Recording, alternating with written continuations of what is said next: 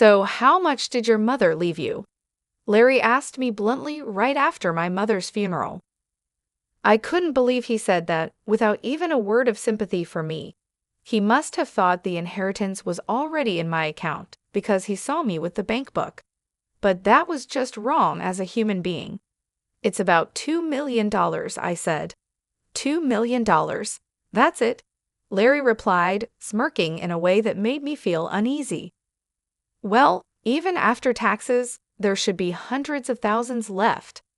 I didn't like his reaction at all. He had a nasty smile that made me uncomfortable. I didn't know what he was planning, but I was sure things wouldn't go his way. The next day, Larry quickly started his plan, but his shallow thinking was going to cost him everything. He just didn't know it yet. "My name is Sarah Taylor. I got married through an arranged marriage when I was 19. My husband's name is Larry, and he works for a company. He is 3 years older than me and is the oldest son of the Owen family. However, even though he's called the oldest son, his younger brother Frank left the house after graduating from university and hasn't been in touch since. So Larry was treated like an only child and was very loved by my parents-in-law. Honestly, I didn't want to marry Larry, but my mother came from a family that had been running a business for generations. I was in a position where I couldn't go against what my parents decided, so I ended up marrying Larry. He couldn't refuse the marriage either because his father was in business. We didn't marry out of love. It was a marriage far from happiness. Unfortunately, we couldn't have children. Since we got married young, it was hard to accept that we couldn't have kids, and I hoped that having a child would improve our situation. But even with hospital visits, it didn't happen. "Hey, barren woman, are the chores done?" At first, my parents-in-law, who used to treat me well as a young lady, started calling me a barren woman after a few years. "I mean, you should be able to make it happen if you just do what you're supposed to do. It's a waste of money going to the hospital." My father-in-law would say mean things to me every day, but Larry never stood up for me. While I was being scolded by my in-laws, he would either read the newspaper or take a nap, snoring away. Even when I wanted a change and said I wanted to work, he would say, "If you go to work, people will think we're not doing well," and wouldn't let me leave the house. At that time, it was common for women to become homemakers after getting married.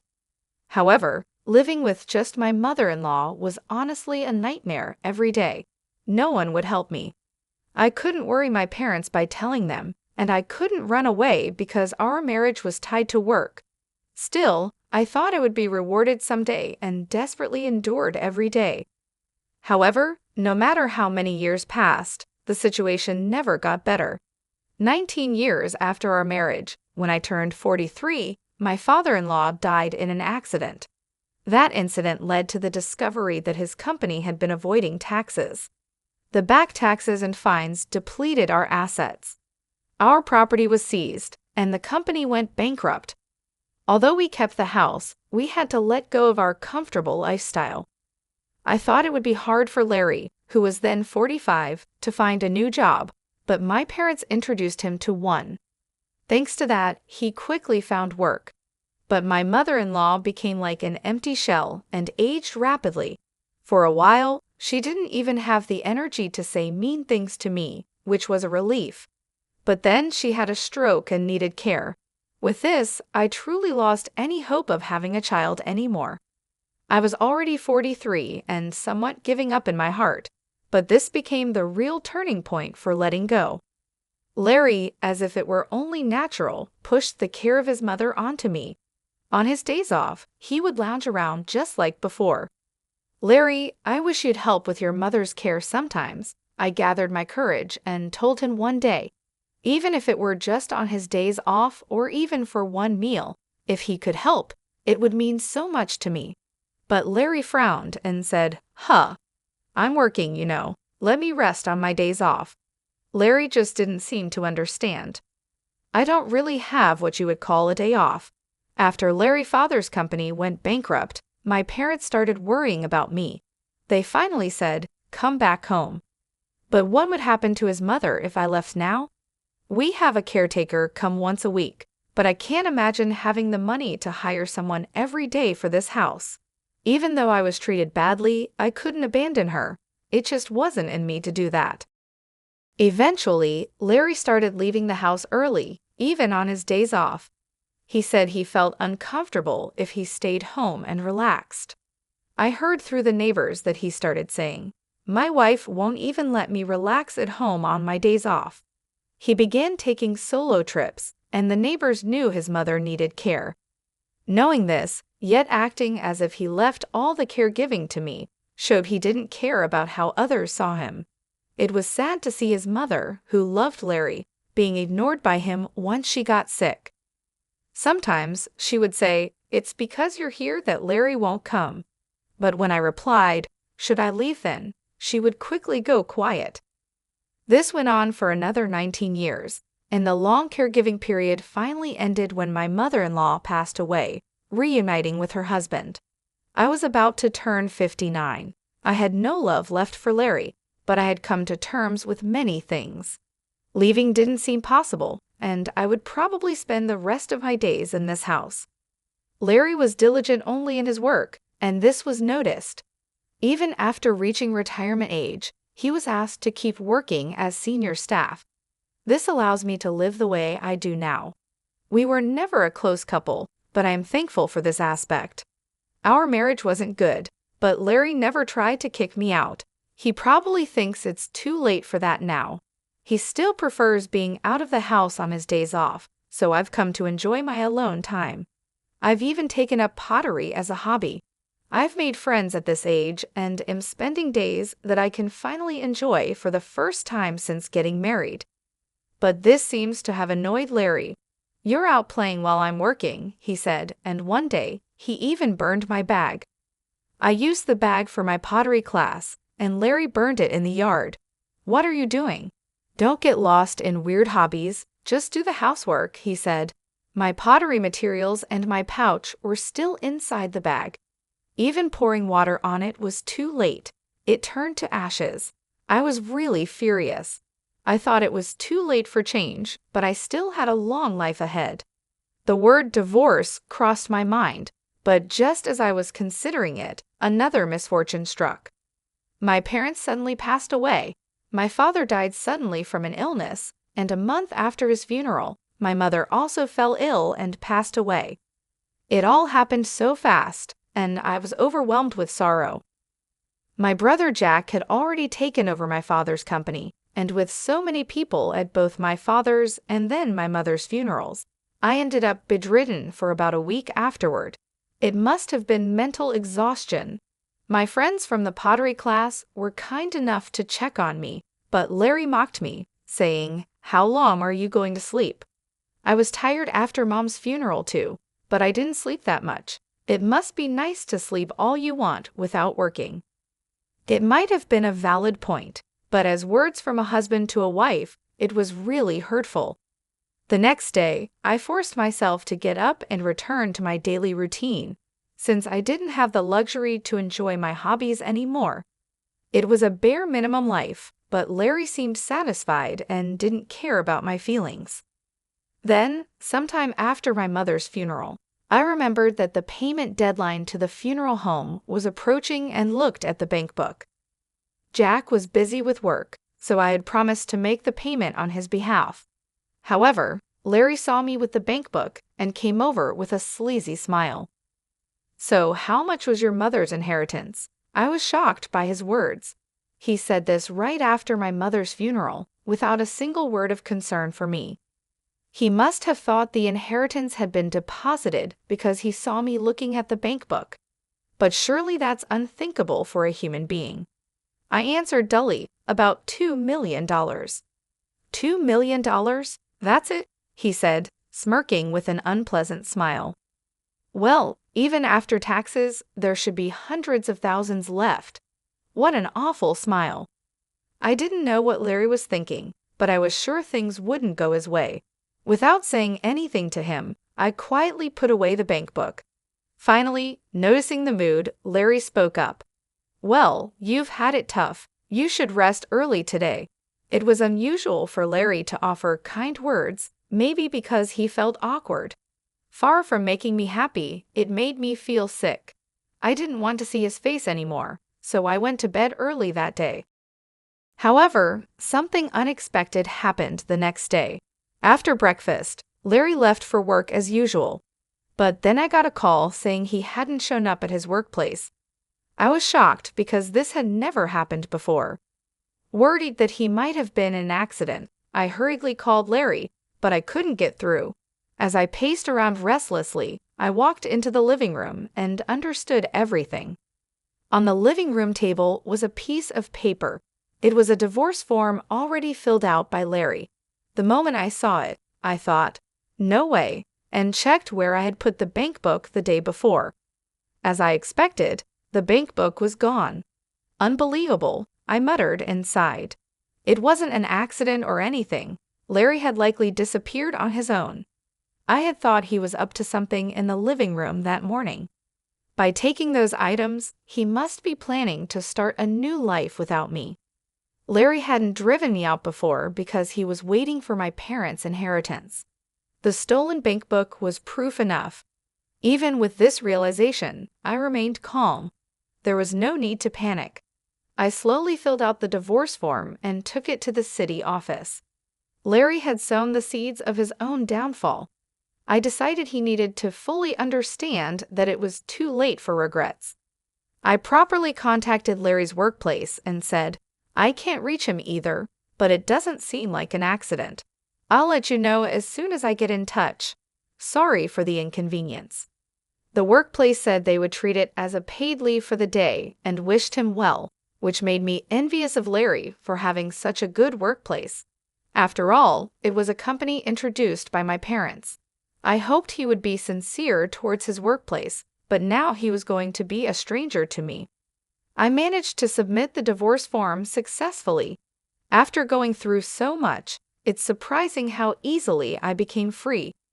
I wondered if my life could have been different if I had divorced earlier.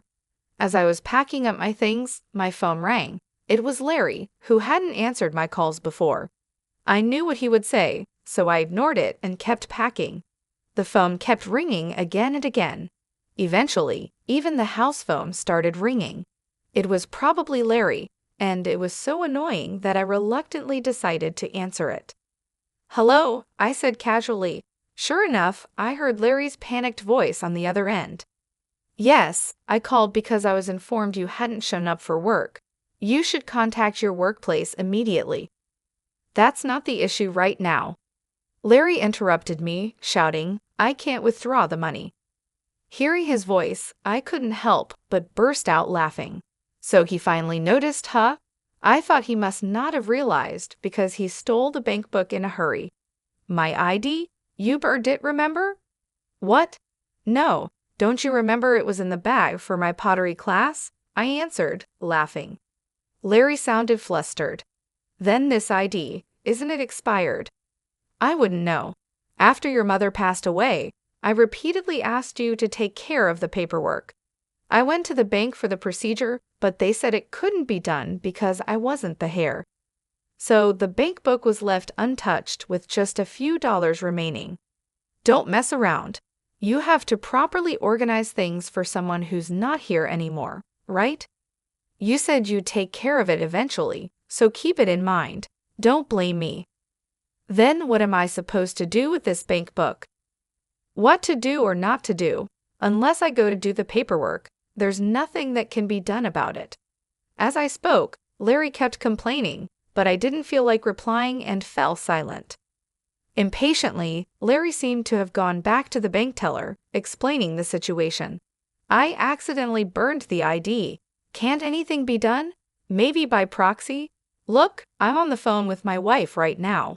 It seemed he put it on speaker, and I could hear the troubled voice of the teller too. I questioned his words. "Larry, what are you talking about? You know you can't do anything like that as a stranger, right?" "Huh?" "The divorce papers were properly processed just now. Thanks for the preparation. Bye." I said what I wanted to say and hung up the phone. I'm sure the bank teller heard my last words too. By now, Larry must be either pale with shock or red with anger. Just imagining it made me laugh. I knew I had to leave the house before he returned. With that thought, I quickly packed my things and left the house.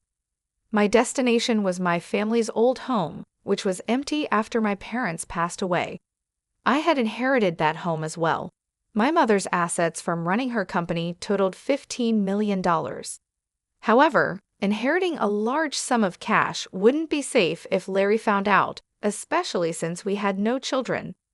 So I inherited just enough to live comfortably, about $2 million. The rest was the family home, my mother's beautifully preserved dresses, and my father's antiques.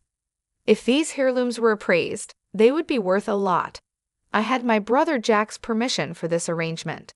Jack had moved out after getting married and was worried about the family home becoming vacant. He had children and had taken over the company, so he was happy to inherit just the cash. We completed the inheritance discussions peacefully. After arriving at the family home, I informed Jack that I had divorced Larry and would be living there. He said, "If you are going to live in the family home, it won't be empty, which is a relief. But are you really okay with divorcing Larry, Sarah?" "Yes," I replied. "We don't have children, and both our parents have passed away. If we both want a divorce, then it's for the best. I want to restart my life, and I have no regrets." Jack was worried about me being alone, but living as Larry's servant for life would have been worse. Besides, if I could spend the last moments of my life in this house, where I had many memories with my family, even if I was alone, it would be happiness. Larry kept calling me many times after that, but he didn't think I would be at the family home and never came to visit. That day, I spent alone in peace. The house was lonely without a family, but I felt relieved from the bottom of my heart. The next day, I finally gathered the energy to go make a deposit. The bank book was with Larry, and it was a bit troublesome to retrieve it. I decided to go around 5:00 a.m., assuming Larry would be asleep. When I got home and opened the front door, the smell of alcohol hit me. Wow, I couldn't help but grimace at the smell. Entering the living room, I saw beer cans scattered all over. My bank book was torn and left on the table. This is terrible. Tearing up someone's bank book like this, no matter how angry you are, is just wrong. I gathered up the pieces and put them in my bag. I also took a few clothes and went back to my family home. Then I headed to the bank. As I approached the entrance, I heard someone call out, "Sarah." It was Larry. He had been waiting for me. I noticed the bank book was gone, so I figured you'd come here. "Whether I come here or not is none of your business," I said. "Don't say that. We've been together for so long." Even though the divorce was finalized, he still talked like this. I ignored him and entered the bank. Larry kept trying to talk to me, but I firmly ignored him. That's when it happened. "Brother, isn't that Sarah?" Someone called out. "Frank, why are you here?" It was Larry's brother, Frank. Both Larry and I were surprised to see him. We hardly ever saw Frank, usually only at funerals. It had been about 43 years since I married Larry, and this was probably the third time I met Frank. He had wanted to cut ties with the family, but his parents, worried about their company's reputation, begged him to at least show up for important family events. Since we had met at my mother-in-law's funeral a few years ago, he probably recognized us. "Ah, I'm here for the inheritance of Mom's estate. Thought I'd check the balance and then inform you too," Frank said. Larry's eyes lit up. I was surprised too. I thought there was just a few dollars left in the bank account, but according to Frank, there were also investment trusts set up a long time ago and safety deposit boxes rented during their father's lifetime. Frank had heard about it from his mother before she passed away. She had sent him a message saying, "If anything happens, you take care of it." However, due to his busy life, it had taken him this long to act. Frank looked apologetically at me and Larry. There was a letter in the safety deposit box along with some jewelry. Mom said all her estate should go to Sarah. What? I was surprised by Frank's words, but Larry looked even more shocked. Frank pulled out a letter from the documents he had with him. I recognized the stationery because I had bought it for my mother-in-law. The letter clearly stated that all the jewelry in the safety deposit box and other assets should go to me, her daughter-in-law Sarah. I could picture my mother-in-law writing it carefully. I remembered asking her if she needed the letter, but she had coldly replied, "It has nothing to do with you." Maybe she meant to write this letter at that time. I covered my mouth in surprise. "Sarah, you've been taking care of everything on your own, right?" Frank said. Despite the mean things my mother-in-law had said, she was sorry and wanted me to handle the estate. She knew that if she told Larry, he'd probably try to keep it quiet. Next to me, Larry's face turned red, and he started trembling. "Well, I never intended to inherit anything, but as the legal heir, I thought I had to handle it. It's just a matter of changing the name to Sarah, so that shouldn't be a problem for you, right, Larry?" Frank said this casually, not knowing about our divorce. Later, I was called to the bank counter. Larry, without any purpose, just sat in the lobby, lacking the energy to follow. That day, I completed the reissuance of the bank book and the transfer for the funeral home. "I'll be going ahead, Sarah. I'll contact you again," Frank said, leaving Larry and me behind in the bank. I safely returned home. Frank contacted me again later, explaining that Larry had protested, saying, "Such a letter is invalid." But Frank convinced him, saying, "Respect Mom's wishes." However, unable to satisfy Larry, Frank visited a lawyer for free advice. Although the letter couldn't be recognized as an official will, the lawyer suggested that settling by discussion would be more cost-effective than hiring a lawyer. Larry agreed to the inheritance of the house. The investment trusts weren't worth much, and Larry reluctantly gave up on those and the jewelry. Thus, I formally received my mother-in-law's estate. If Sarah gets Mom's estate, I should get it from my mother-in-law, right? Larry argued with the lawyer, but that was a different matter. It was embarrassing. Even the lawyer scolded him. Larry couldn't accept it and finally tracked me down at the family home, showing up at my doorstep. I was wrong. "Let's start over," he begged, realizing he couldn't get anything. He knelt at the doorstep, pleading for reconciliation. Start over? There was never any love between us to begin with. What's there to start over? For the first time, I felt free to speak my mind. I shared my long-held feelings with Larry. He fell silent, seemingly regretting his actions for the first time, and I couldn't help but smile. "At least you still have the house, right? Have you contacted your workplace? If you're so desperate for money, you better work hard and not lose your job." After saying that, I closed the door. It was finally over. The bank book held assets left by our mothers, and with this, I could surely live comfortably from now on. Larry, however, continued to be absent from work without informing his workplace, which led to his dismissal. I had warned him. Without even his passion for work, what was left for him?